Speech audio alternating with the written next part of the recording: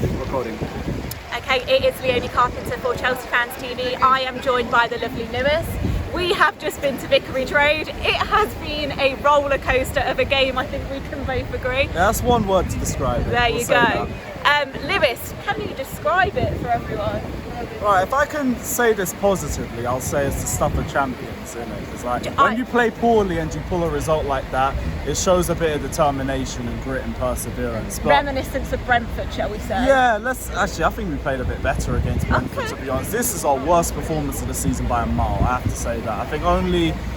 I think Silva, Christensen, Mendy, Mason Mount, I think they're all good. Azpilicueta as well, the rest are all poor. Everyone else, like the midfield was horrendous. The Saul and Ruben Loftus-Cheek pivot was just getting bypassed time after time again. It was a Ruben mistake that led to the first goal as well. Alonso on the left-hand side, like we were in the trenches without Ben Chilwell, I swear down, because all they did the entire first half was overload the left-hand side. And they kept finding space through and they kept causing us problems. Like, even though we had like the 15th minute break, and God bless that fan who had to get taken in, I hope he's alright and everything, but that gave Tuchel 15 minutes to speak to the squad, because we started the game poorly and then we came straight out and nothing had changed. We continued to get bypassed, we continued to lose base in every second ball, and we just struggled. Like, thank God it was Watford that we had that sort of performance. Well, I was going to say, do you think Watford were playing well in a sense, or do you think we were just playing so poorly? Watford were good in midfield, they were good in transition. In attack, they kind of lacked a little bit of end product, but with it being Watford and the position they are on the table, like, you can't really expect too much from them. But they played really well against us, we have to give credit for that. And I think part of it is to do with us too, because like we've come into this game with a lot of injuries, we've had to rotate. And the players that we rotated with haven't turned up. Like Sal, we're still waiting for him to turn up.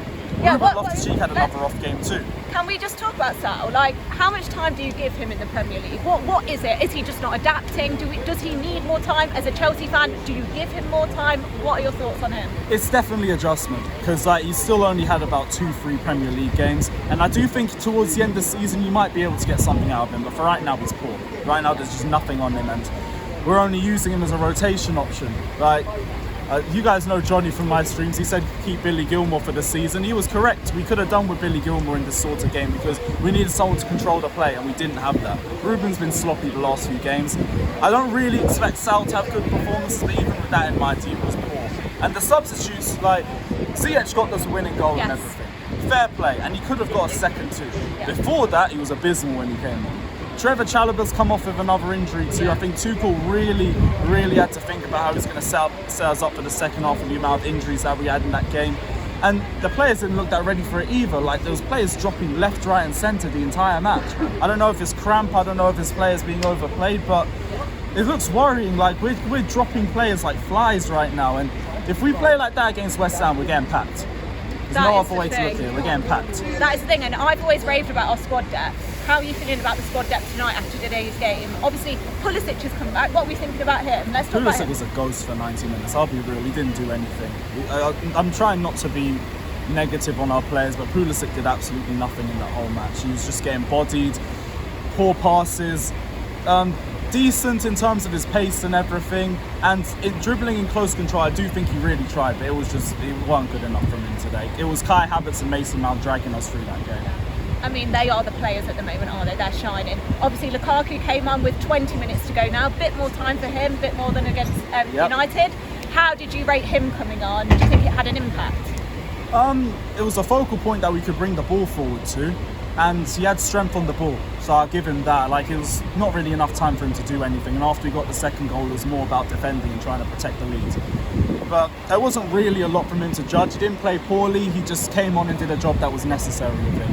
He's going to keep getting more match sharp. Hopefully he can start against West Ham because we need that focal point, but it might be a bit longer than expected. Yeah. And how important is this result? When it was 1-1, it was tense, let's be honest, in that away end. We dropped a third at half time. We did, and I was looking at the Liverpool result, I was looking at Man City, and it was not good. We get that second goal.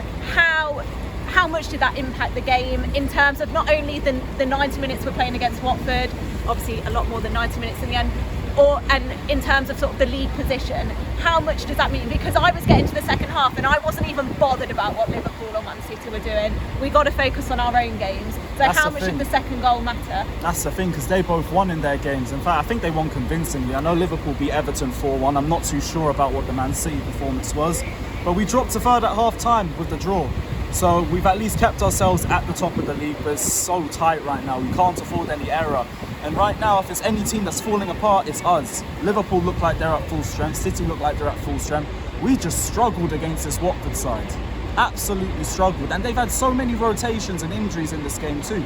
But it looked like we were the ones that were struggling this game. They were pressing us to death in that first half, but we couldn't do anything about it.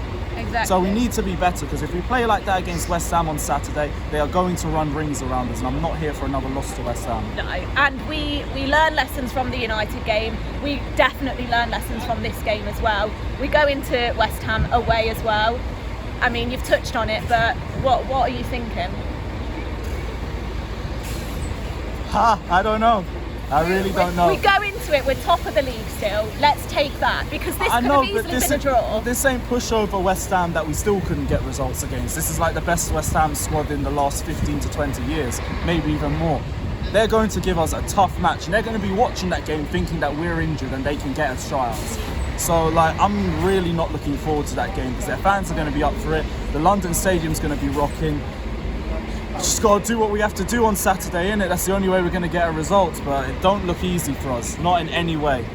No, and do you know what? I'm going to say something quite positive now. I thought Marcus Alonso did improve in the second half. To be fair to him, 2-1 up. You know, we don't want to concede again. Can we give him that at least? Oh, he had a better second half. First off, he was just getting absolutely bypassed. He just couldn't get into the game. But the second half, yeah, you know what? He covered his spaces a bit better. He was a lot more defensive.